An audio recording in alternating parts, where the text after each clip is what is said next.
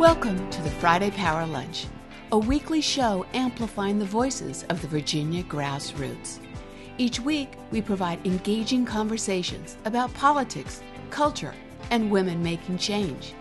Produced by the unstoppable women of Network Nova, our motto is, when we vote, we win. The Friday Power Lunch is recorded before a live Zoom audience. Follow us on social media. Subscribe to our YouTube channel and show us some love and become a sponsor through Patreon. The Friday Power Lunch.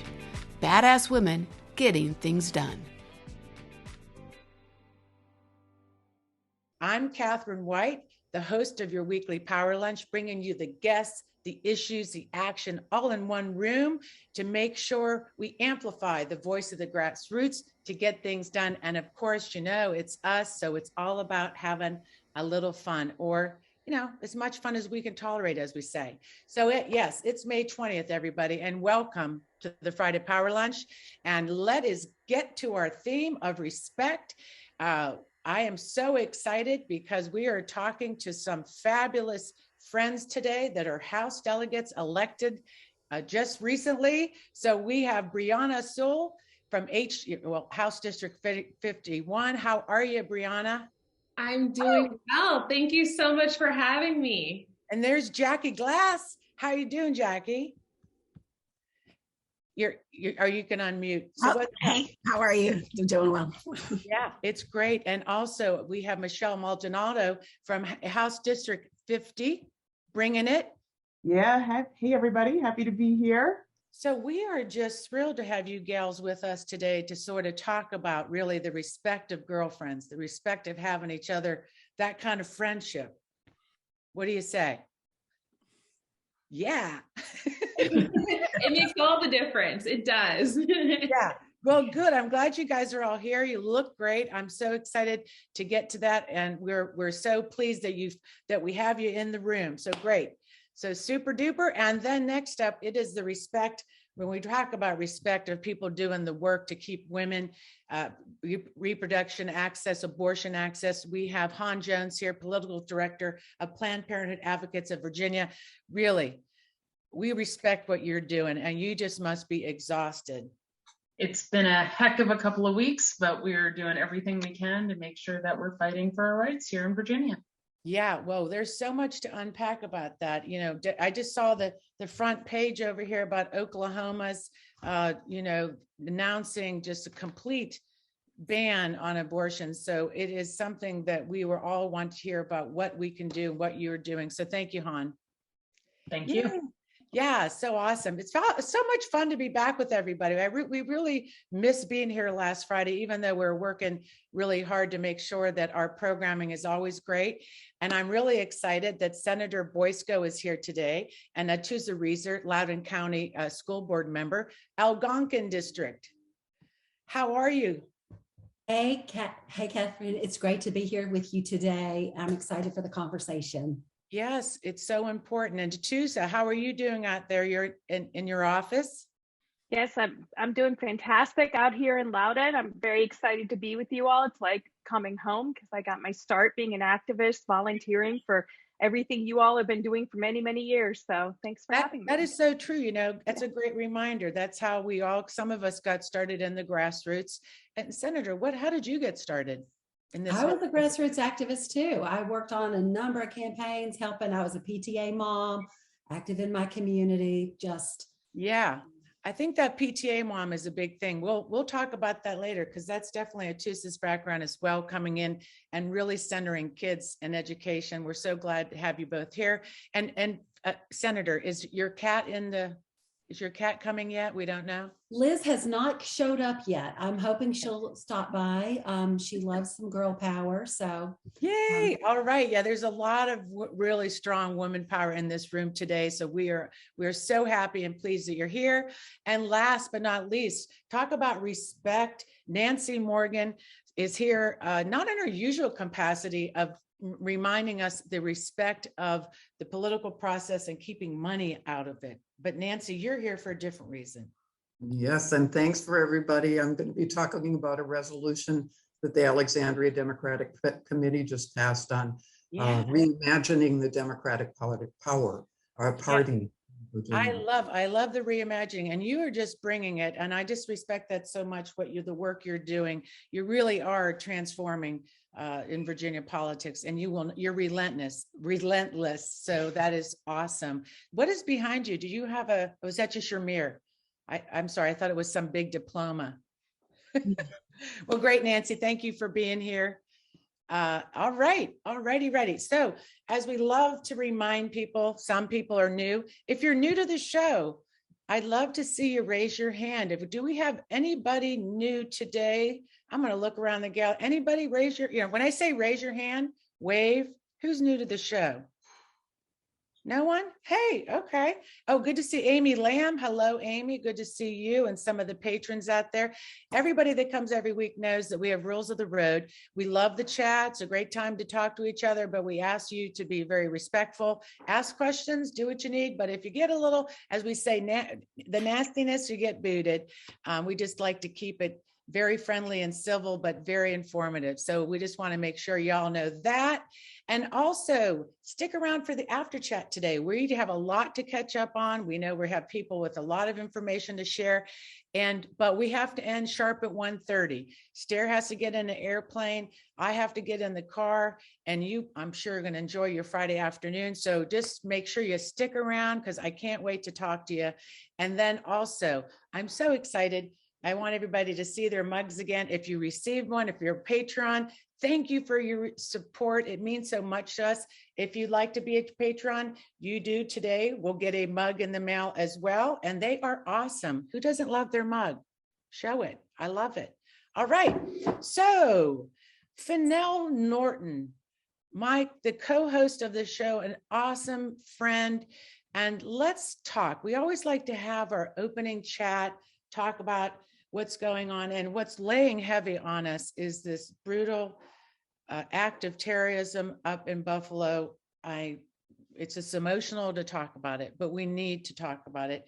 What as show messenger, what's on your mind? What would you like to say? What's on your mind? Yeah, sure. So you know what? This is really always a hard subject to talk about, but it's really hard to talk about without feeling like you're being preachy. And so I don't want to be preachy, but I really want to talk about it authentically and really just from my heart about what it feels like. And I think the best way that I can tell you about the difficultness of this conversation is I recognize that it's difficult on all sides, and it takes a lot of courage for people to talk about it. But you do. And so what I'll say is I had a friend who sent me a message. And the message was, I hope I get this right, but I want to talk to you about what happened, and I want to tell you how sorry I am. And so the thing is, it didn't happen to me, but it happened to my people, and it happened to us because of the color of my skin. And I think that what's happening in this country, it is so much deeper, and it's so much more than that. But this is an opportunity for people to stand up. And I don't mean Black people, I mean white people. Because if we don't, if you don't stand up to say, this is wrong, and this is not what this country is, and have the courage of your convictions to not say it quietly, but to say it out loud, that's how we move forward.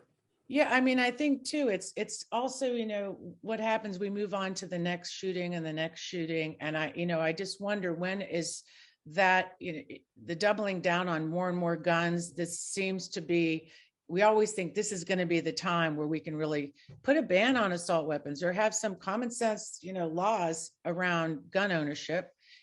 Yeah, but you know what? I will tell you this, Catherine. At this point, it was guns, but I don't want to hear about guns from that perspective in terms of, oh, it's guns. No, it's someone who has evil in their hearts, and it's someone who got information from the MAGA faction, and that they're not saying, oh, this is a horrible thing. So it's really this horrible thing that's festering in our country, because we see people get shot all the time. I mean, think about Sandy Hook. So yes, it's about guns, but this is also about race. Oh, yeah. Thank you for centering that. Yeah, absolutely. It's just this idea that you're ramping people up, like you said, creating this hate, volatile environment, and then you have 340 million guns around. So it's like, it's a hot mess fire, but definitely. And I'll have to tell everybody what I did, because you're all activists and you love it. I was so mad. I called up Governor Youngkin. Yeah, Governor Youngkin, I told you that I'm going to write an article, and I am. I called up Governor Youngkin's office, and I really said, you are accountable for this way you ran on CRT, the way you pushed this dog whistle, what you did was wrong. And we knew it, you knew it, and you still did it. And I really just said, you need to be accountable for this. And I think right now, that's our responsibility, is to hold our elected people. What he did was wrong, and he did it to win power. And this is something where I think every day that he should remember that. And at least that's going to be my job. But as an activist, I was like, yeah, I really need to call. I need to say something. Civilly, I said it, but I said it. So. You did, and that was the right thing to do. And this is my last comment that I'll make on this, and that is this: this whole race thing, which there were good people. There are good people who want to do the right things.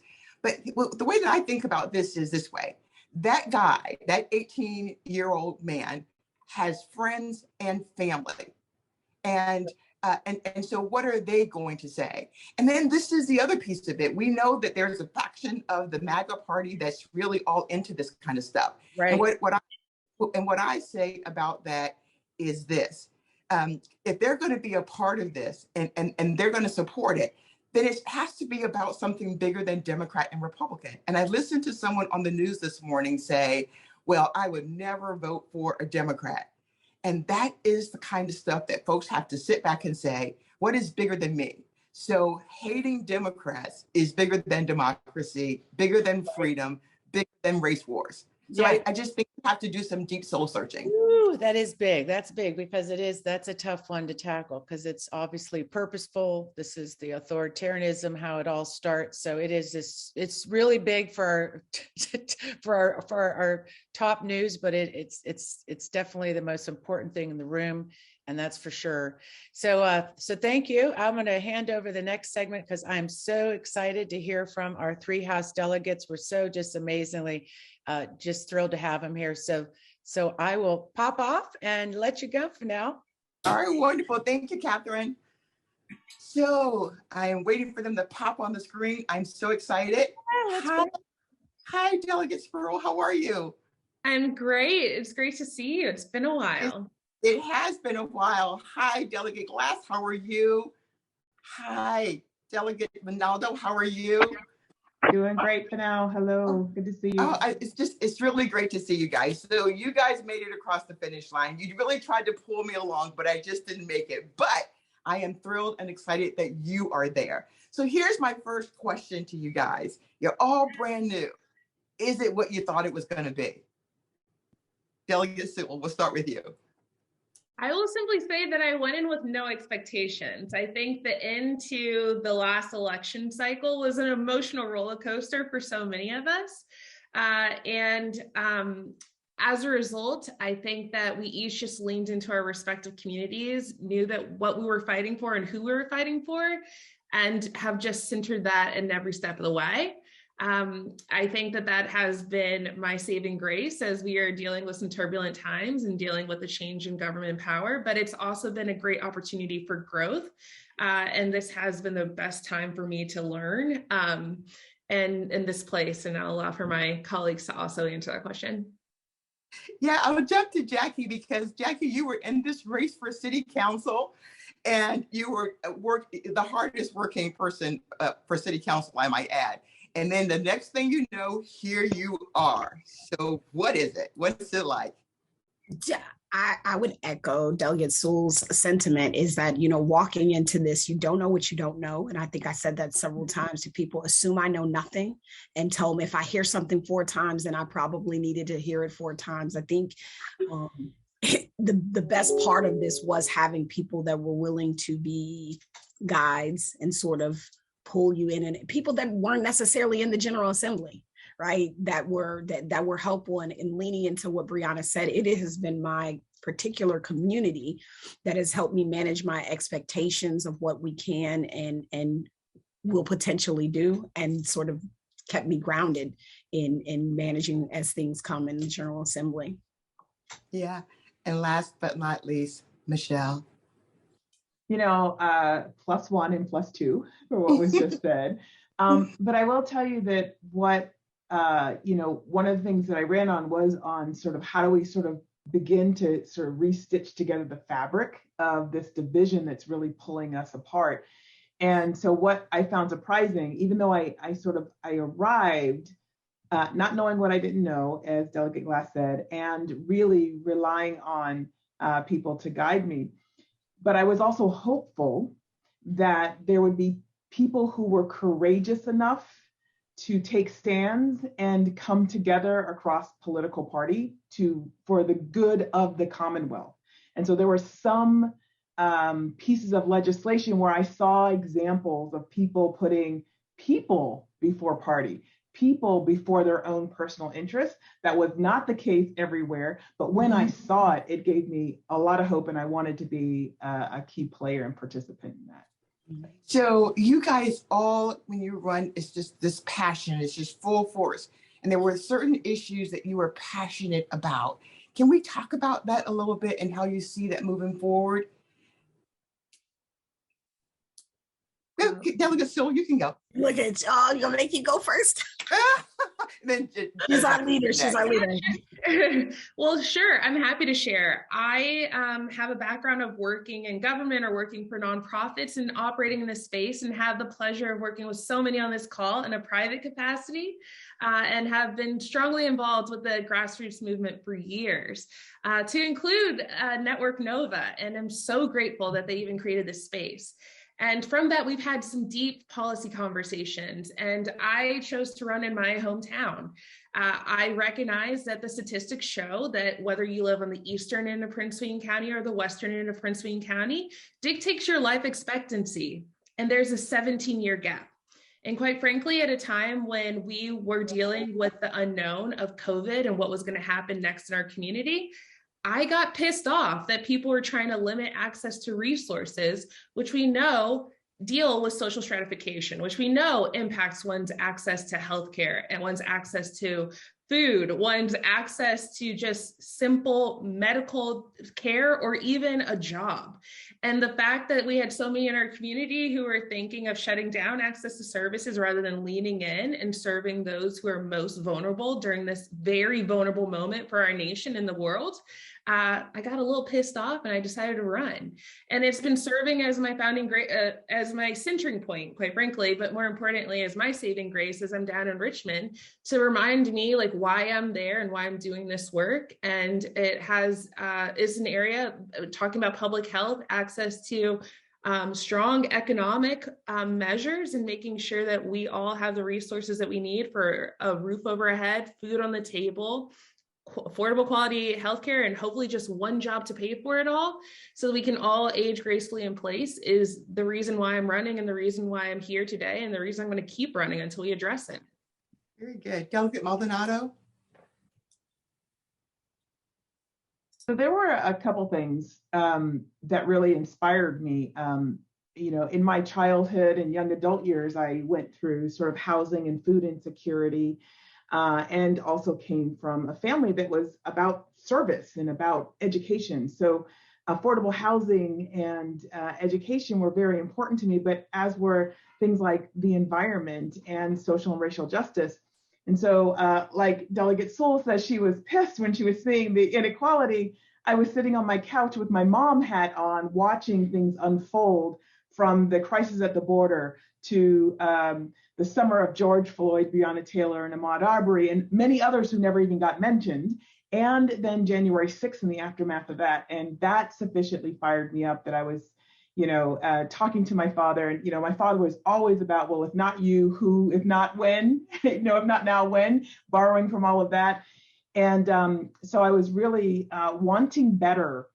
I wanted to allow for the generation after, our millennials and our Gen Zers, to inherit something better. And I also wanted better for each of us. And so some of the things that really sort of sparked me, and when I went into the assembly, was looking at those education pieces, looking at the affordable housing pieces. My affordable housing things for tenants didn't get through, but it's going to come back. I'm doing it again. We had what's called Peace in the Valley. So we are going to bring it back next session, and did a lot of work in the education space, which is near and dear to my heart, and was really humbled to receive the Rookie Legislator of the Year award this year. And then we had some, I grew up professionally in the technology space, and that is an amazing area, but it is fraught with danger as well. And so we recently had a facial recognition technology bill come through that really was the center of great debate and contrast and disagreement on the floor. And it was clear to me at that moment that our assembly, a general assembly, we needed more people to understand emerging technologies. And so I had the idea to create a technology and innovation caucus, and walked across our own delegates. Delegate Sewell, Delegate Glass are also members of that caucus, the founding members, and others on the Republican side, so that we can start to educate, inform, and when we bring legislation forward, to make sure that it not only looks at the companies doing these emerging technology, but what the impact, the social, racial, economic impact is on the ecosystem in which it operates. So those are some of the areas that were really important. And then finally, I'll just say, I really appreciate you mentioning the Buffalo shooting, but there was also Laguna Woods, California, which hit our Asian community. And that was a man of Chinese descent who shot people of Taiwanese descent because of that conflict. And so when we look at all of these things, they are beyond black and white, which most people focus on because it is so tied to the birthing of our nation, but there's so much more there. And I put in the chat, just by the way, a flyer for tonight.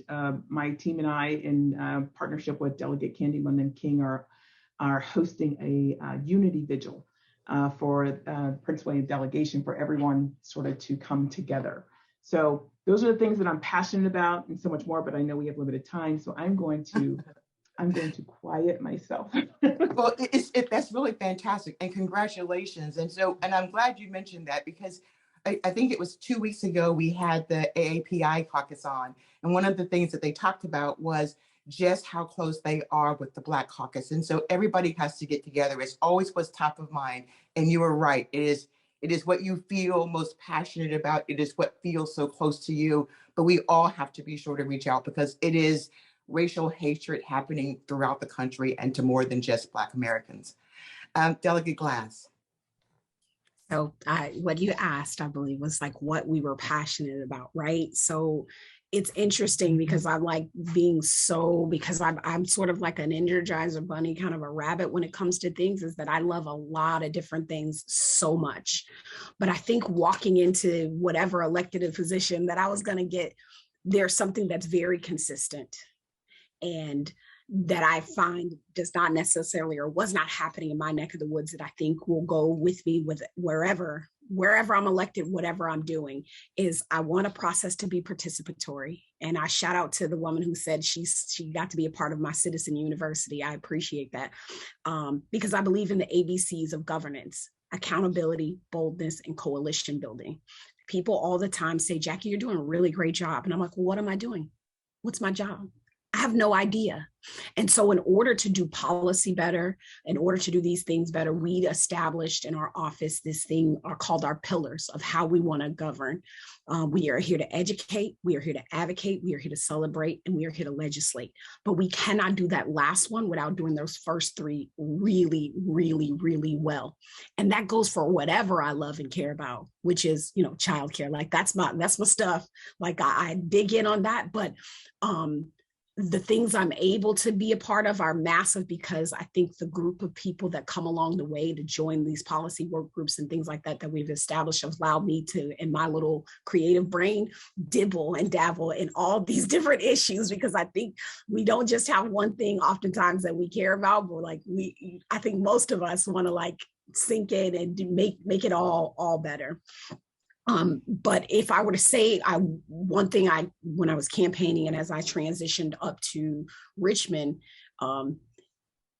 there's a lot of policies, but the biggest need was resources. And I think as a grassroots person right on the ground, it's really wild in your life to see you go from this person who's banging at people's doors like, hey, you know, I'm trying to get this for my community. And then this little name comes in front of you, delegate, and they're like, here, how can I help? Right. So like it has been a beautiful thing to resource a lot of the policies in a way, whether it's financially, human capital, or whatever, for the people in my community. And I'm really passionate about that, resourcing and activating people to expand the work of our office.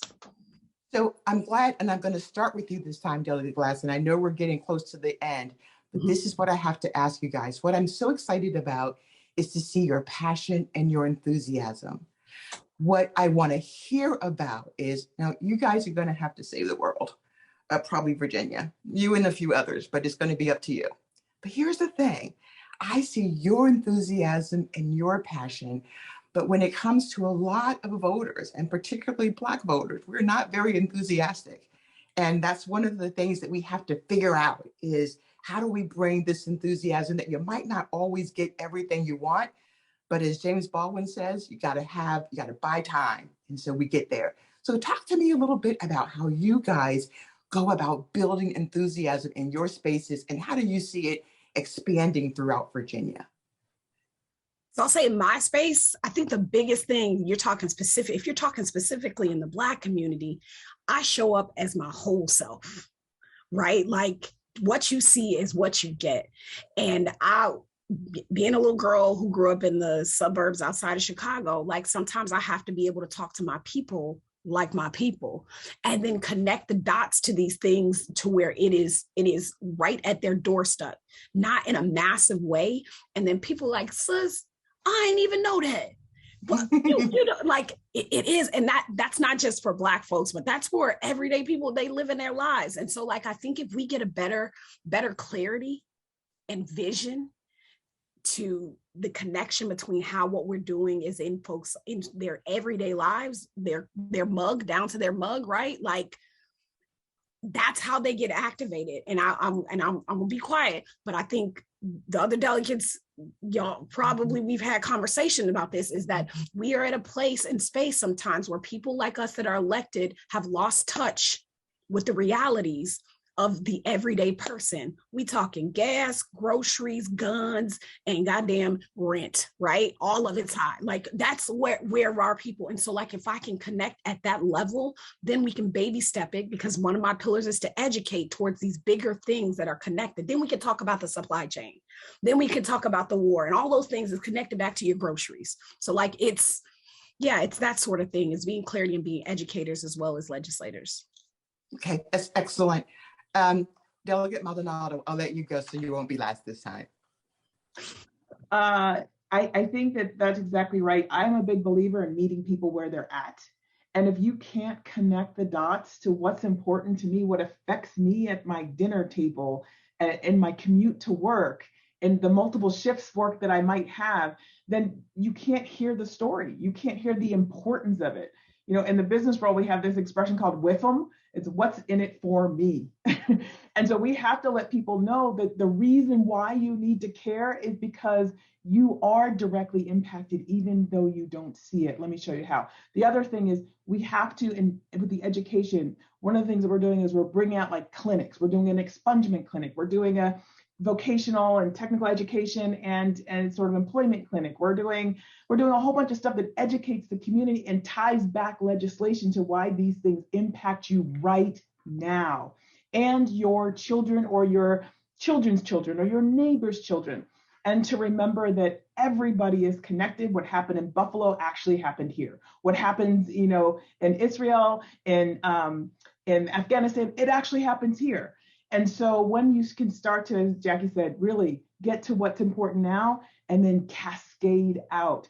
The other thing is I think we need to make this stuff fun too. I mean, one of the things we're doing is like we bring in music. I'm a big roller skater. People auction all the time to roller skate with me. That was one of the holiday gifts at the sort of raffle, like who's going to pay and donate money to the Democratic Party to roller skate with Michelle. And so I think that's part of meeting people where they're at. Do people want to be lectured to? No, No. people want to be active and understand why it's important. Delegate Sewell? And I just have to completely agree with my two colleagues here. Something that I do, and I find it exceptionally important, is that I don't just refer to the members of the community that I represent as my constituents, but I call them my neighbors, because that is who it is. You have to have that personal connection, that personal understanding. And going back to the point of your question, now, I will simply say that Black people are not a monolith. And I think that we are showing that in this conversation right here and right now. Oftentimes, I know that I can pick up the phone and call these two amazing delegates at any point in time and say, this is how I feel. And I allow for them to share how they feel. And we honestly do pulse checks. While we may arrive at the same conclusion, it is never through the same path. And it is so refreshing that we can have those conversations, whether it's offline or online, in an environment that we have created a safe space for those conversations and dialogues to occur. And that's also the beauty of the Democratic Party, right? We call ourselves the big tent party, and it's time that we actually get comfortable acknowledging that sometimes we're not going to agree with how we got there, but we all agree on that policy substance and can acknowledge why we all chose to vote yes in support of a certain piece of legislation. And I think that just gets back to the root of why we're here. I think that is fantastic. We talk about that all the time in our messaging, that we are a big tent party, so you can't communicate and talk to everybody the same way. You have to figure out what's important, and that's where you head down the road. But we do have a lot ahead of us. And so I'm thinking roadshow with 3 delegates. I guess you guys are going to be the new squad. Yeah. So I'm going to look forward to that. I think we all got work to do. That's pretty good, right? That's right, Catherine. That's good, right? Oh, yeah, I'm all excited. I love just listening, and I love what you said, how you listen to each other, and that is respect, right? And that is what we need to do. And I think even in my safe spaces for our work, we can talk this stuff out, and then, like you said, we may not all agree, but we get usually to somewhat of the same, sometimes not always the same place. But thank you so much for being here, and I know that the Women's Summit, we're going to keep talking about it, but you all 3 have been invited to be up in Nova to be on the stage for this. So I want to make sure that you check your inbox. Jackie, I'll be reaching out to you, but we want you up here. We'll also be down in Tidewater in September and out in Shenandoah in August, but we want to have your voice up here in Nova on June 25th. So yay. All right. Thank you all. Thank you for fighting for everything for us in Virginia. Speaking of that, our next, but now that was great, by the way. Thank you. I could have, right? I just wanted to pack more of that girlfriend stuff. So next up, Han Jones, let's just get right to it, because we want to, definitely it's on everybody's mind. What is going on with abortion, the attack on actually women's rights, women's sovereignty. I mean, it's really it feels like a down spiral that is not ending. It's like the race to the bottom about when it comes to women's rights and abortion care. So tell us, I'm gonna let you go. What is going on? Start where you want. Absolutely. So I think something that probably isn't surprising to anyone here is that we've seen a lot of attacks on abortion access in just the last year. And that's everything from the Texas SB 8 law, their Sue Thy Neighbor 6-week abortion ban that we've now seen replicated in Oklahoma, to the Jackson Women's Health Organization v. Dobbs case, Mississippi's 15-week abortion ban that the Supreme Court is going to be ruling on shortly. So diving in on that case, because I know that that's the major case people are talking about. We often shorten it to Jehu. So if I say Jehu, that's the case I'm talking about. So Mississippi had passed a 15-week abortion ban, and due to the legal precedent set by Roe v. Wade and other cases, the circuit court threw out the law. And the decision was appealed, and the Supreme Court agreed to hear the case, which is the first time that the Supreme Court will rule on the constitutionality of a pre-viability abortion ban since the landmark Roe v. Wade case. So then we saw the draft, and I'm sure many people saw this draft of Justice Alito's decision on this case. And it made clear that the Supreme Court is preparing to overturn Roe v. Wade and its associated cases such as Casey v. Planned Parenthood. This would eliminate the constitutional right to an abortion. And when this happens, abortion rights will be entirely decided by state governments. There will be no federal protections on abortion rights.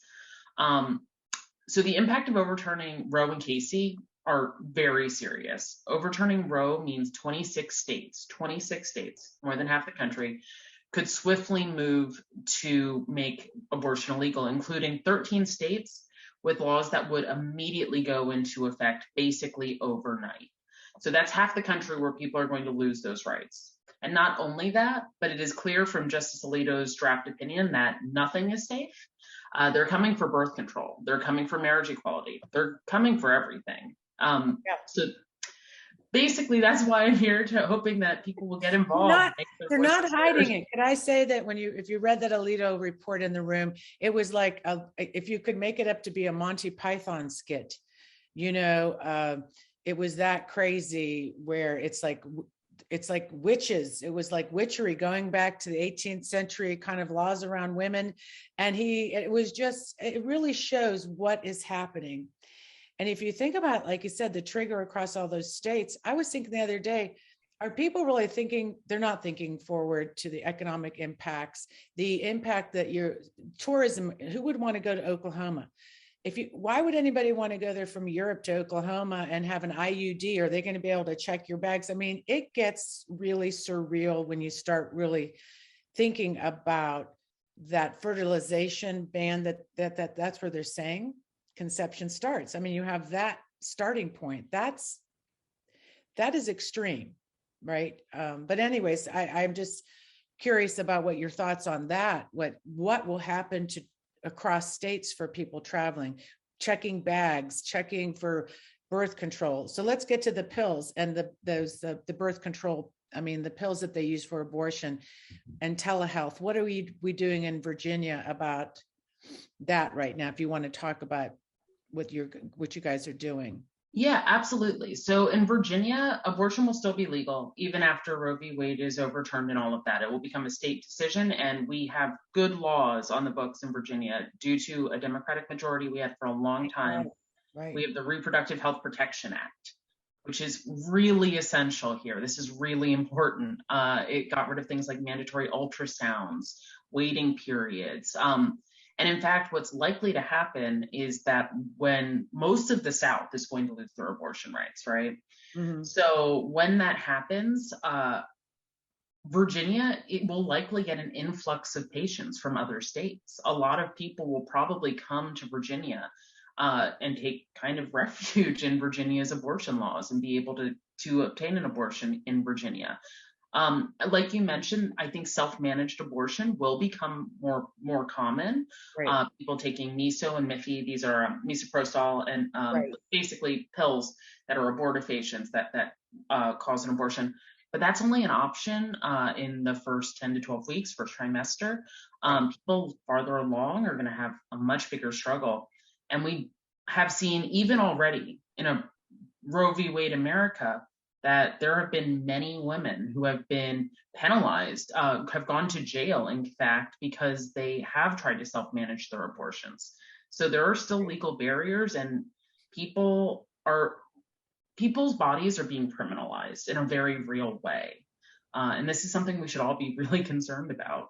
So what are next steps for us here, like as activists, as what we can do and what maybe you're doing when you're looking even at next year's General Assembly? I know that some states were able, if they are Democratic, and we definitely have to win back that majority, able to pass laws so they could protect doctors. They're operating in other states. So what are some thoughts on what your goals are and then how we can be part of that? Yeah, absolutely. So this decision is going to come out, we think, in late June. That's just our best guess. It could be earlier. When it happens, I need you all, everyone on this call, to show up. If they think they can take away our rights without us doing anything, without us caring, without us standing up and saying, no, we won't stand for this, this will just be the first domino to fall. So please show up. I'm dropping right now a sign up to join our SCOTUS Rapid Response Team, get updates from Planned Parenthood in real time, and hear about the ways you can help. Show up. Please talk to your friends about this. Talk about the fact that abortion access is important. The people who are most going to suffer when Roe v. Wade falls are people of color, LGBTQ people, because not just women need abortions. We also have trans folks and non-binary folks who need abortion care and often are really not able to access the medical care they need. Talk about the people that we don't always talk about. Talk about undocumented people and how they're going to suffer. Really center the margins when we're talking about this issue and really turn out, make this a big part of your activism. I'm also going to drop, we're going to be doing regional strategy sessions. These are all digital, and we would love to have people join. It's a great time to meet a local organizer who's working on this issue, meet other activists, talk about the protests we're planning, talk about how you can get involved and what you can do. Small things can make a big difference. Yeah, I agree. And reading a lot about this from different leaders also, it is about the ballot box and what we need to point directly to. And we always say this, women are on the ballot or abortion care is on the ballot. It's really, odd, the feeling that we're being negotiated state to state. And that women, not being in the Constitution, not passing that ERA, and then now it's down to state deciding what we can do with our futures, our bodies. And there's really great research that shows that when women have these choices, that they actually do better economically in life, actually go on to raise children and secure families. And it's really, I'll have to share this later on another show, really good research coming out about all that. So thank you, Han. We are ready to rock and roll with Planned Parenthood. We're ready to make sure that we definitely need to get people engaged and at the polls. So thank you for being here today. And thank you for everything you do. Seriously, I know that it's exhausting work.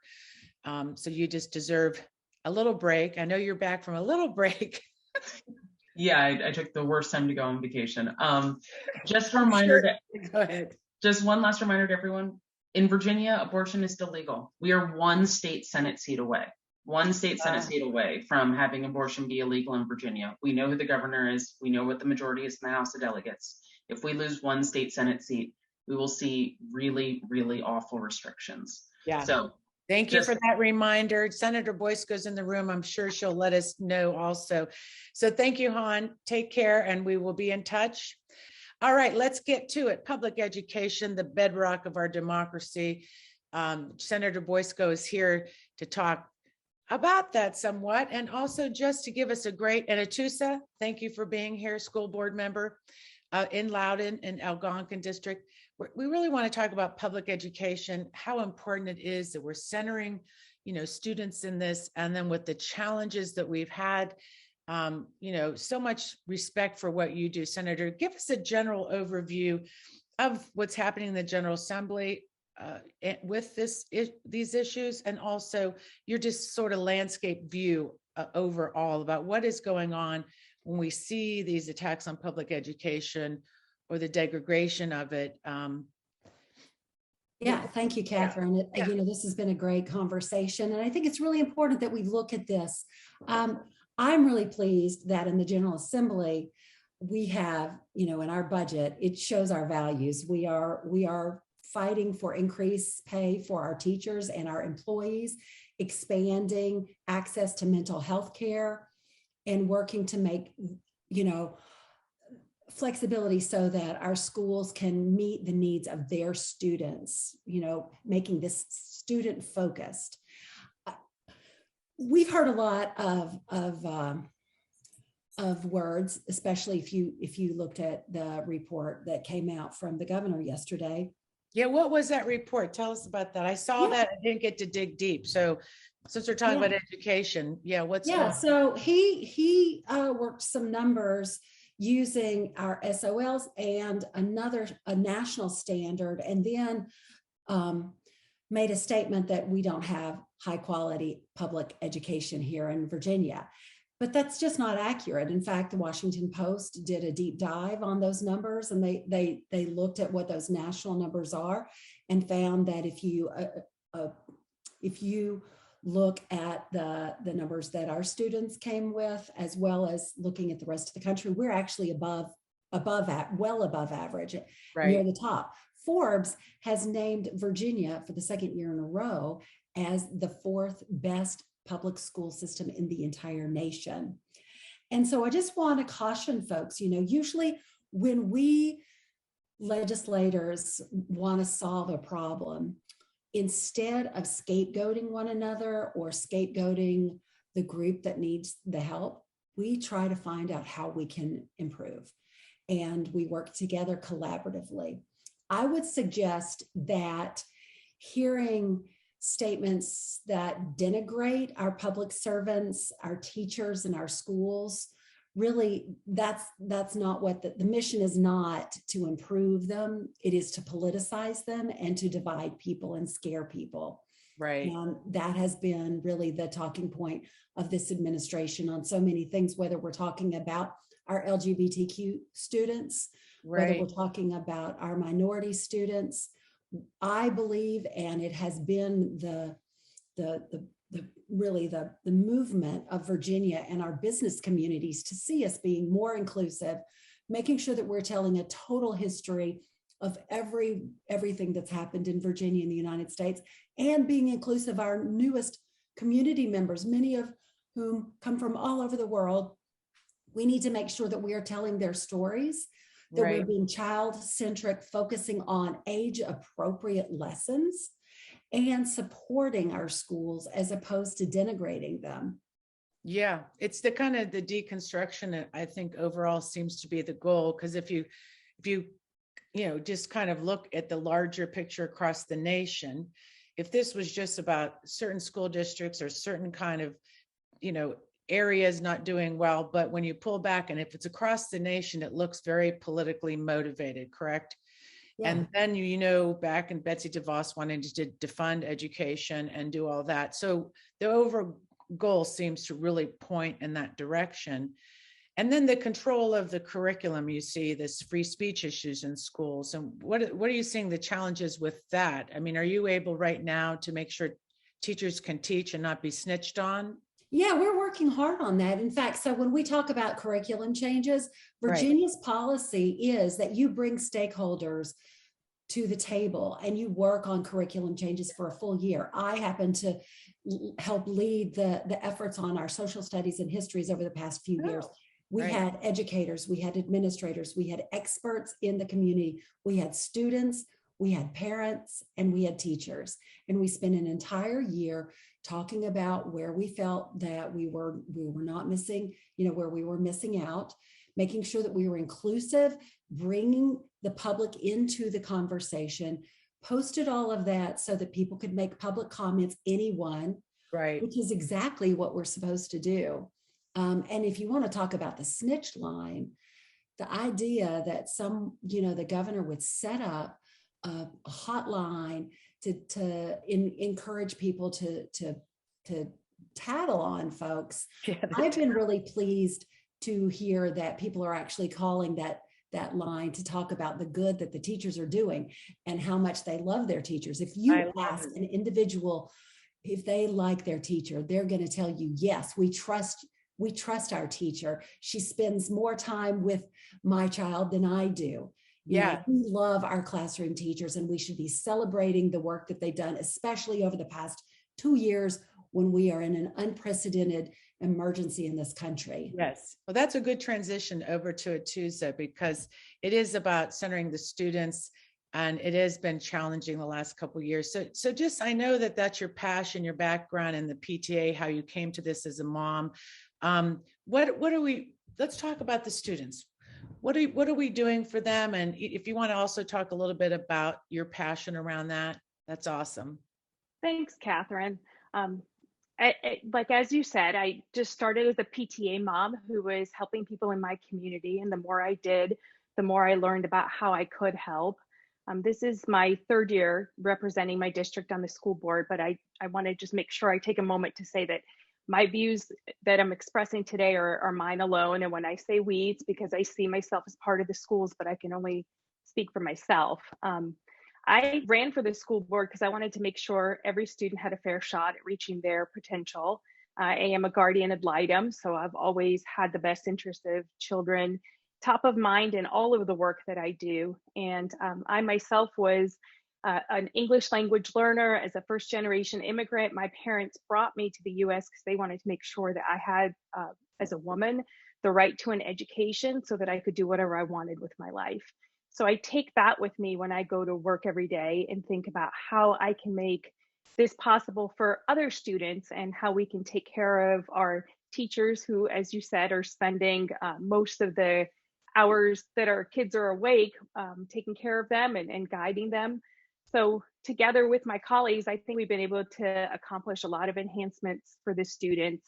If you go back to even as far back as the onset of the pandemic, we were able to have the students that needed it the most back on day one.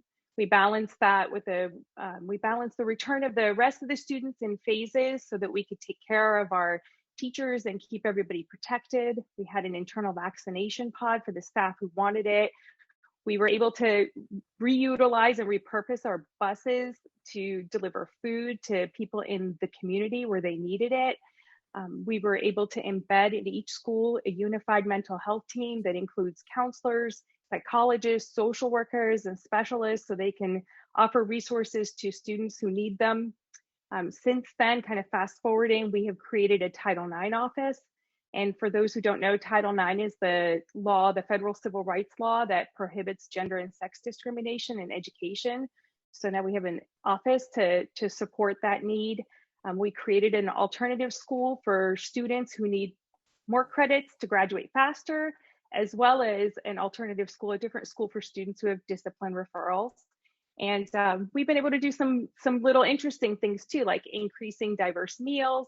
And we're working currently on adopting our budget next week, which has some programmatic enhancements and new opportunities so that we can keep being a top within Virginia, a top school division. That's quite a list. And I know that it has been, I don't, in the sense of even globally with this pandemic, and the news is this is coming, we're upticking again. This is going to be our life. So for you at school, being there and making sure the students get what they need, and the parents. So what's happening with the parents? How are they, doing, and how do you include their voice in your work? So for a long while now, we have had an online portal that parents and students and other constituents or just people in the district can give us direct input on all the policies that we are considering. So we have like live real-time input from them, but we've also created an alliance of parents for the entire county who will be chosen by their community to meet with and advise school board members. So we have a lot of opportunity for parent voice. Yeah, that's good. I know we're getting up to the hour, so if you can stay a couple minutes into the after chat, that would be great. But any asks, I know that part of this process, and we were talking with the senator about the political landscape of it, and I know you're here representing, the really positive face that you've been for students and advocates for education and so on, is that you all are facing a recall. This is happening to you. Do you talk about that and what is going on? And if there's anybody, how can people get involved to be supportive or be a witness to what is happening? So I'll just touch briefly on the recall, and then my ask is actually a little bit different. I am confident that our judicial system will work as it's supposed to. I have the utmost confidence in the integrity of our democracy and the way we do things here. We are the best nation on earth to live in, and I have full confidence that that the court will see that there is not merit to the removal petition.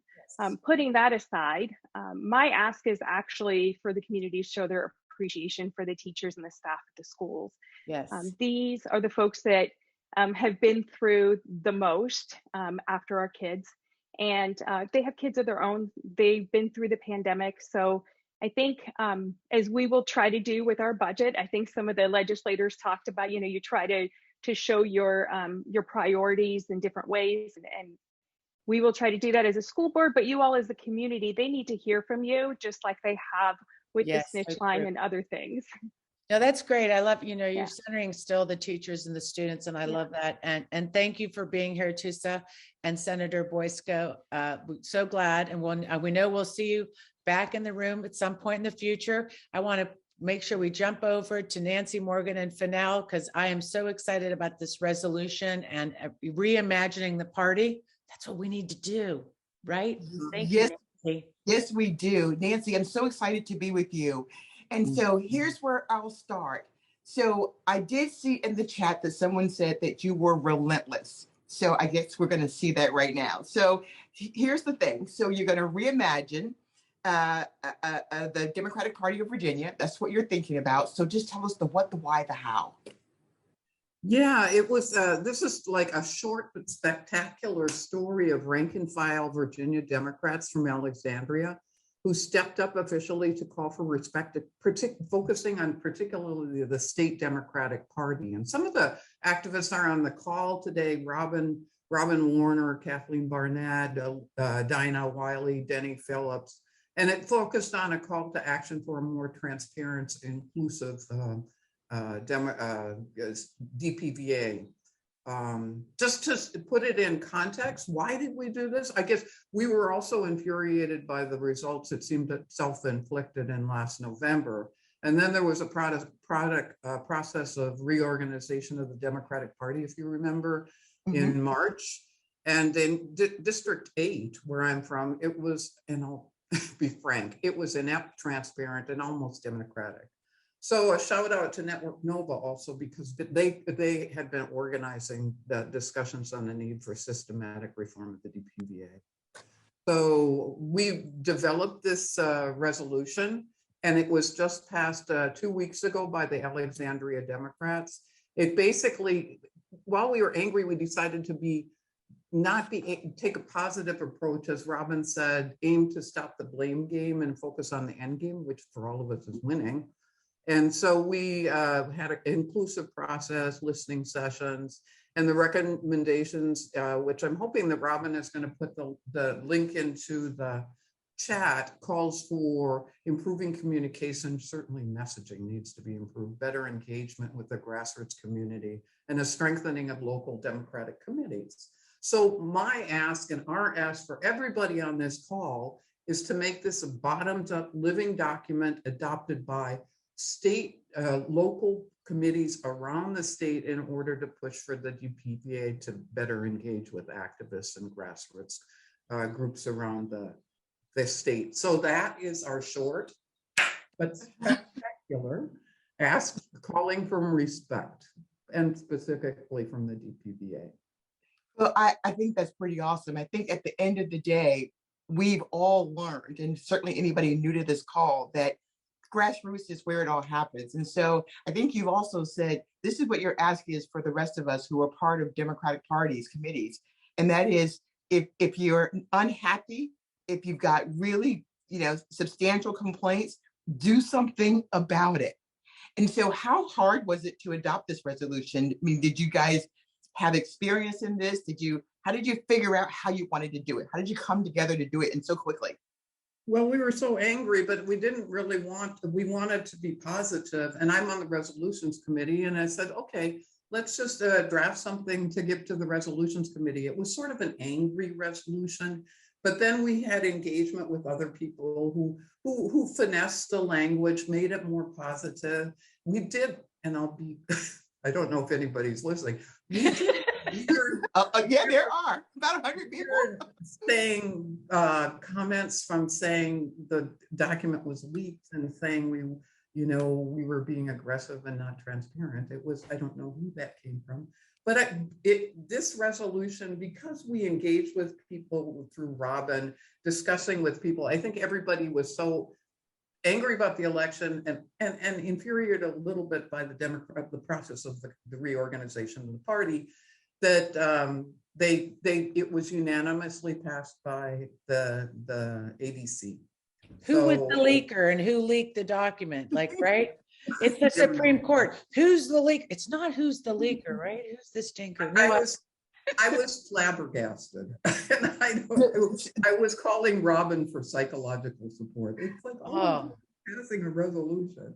Well, the information is in the chat because I think that there may be others. They may not get to go as far as you guys have gone, but certainly there are pieces that folks across the state can use to start to make changes from the bottom up. Thank you, Nancy. I love it. I love you, Nancy. It's so great. And I like it, constructive, because we're not destructive, we're constructive, right? And that is making, and it's just to operate better. And yes, we don't know if we're going to be running. I got a message from Fergie all the way in California. Fergie, if you're listening, Fergie's like, we may run in House delegate seats this year. Is your party ready? And he goes, you need to call them. I'm like, who am I? What am I? I'm going to call these candidates. And he goes, yeah, we got to make sure we're ready to go. Right? Everybody in this room, are we ready? We need to be ready to rock and roll. And this is what we're talking about here. Our party needs to be able to, and so then if not, we do it. We step up and say, yes, let's make sure we're recruiting, make sure the seats are ready to go, because it could happen. And in some ways, obviously there is a wind behind the back that we could take back the House, because I think Youngkin, there's a little regret there. I don't know anybody else, there's a little bit of that, and there's a little bit of wind at our sails, right? Yeah, and I gotta say, and we heard from these three fantastic delegates with this new enthusiasm, new energy. I think we can do something here. Good. So I'm just saying, we got to get ready. That's the Girl Scout motto. I tweeted that out today. Plan and prepare. All right, everybody, it is that time. It's the end of the show, but it's not the end, because we have the after chat only to 1:30. So we're going to roll over today. Thank you to everybody. Thank you to all of our great guests. I want to do a special shout out to our team in the room: Robin Warner up there, Shasho Wizard, Stair Calhoun, Ambassador of Buzz, Heidi Dragnoff. Where you at, Heidi? Keeping us real with the Diva Twitter social media. Thank you for that. And also we have Fennell Norton.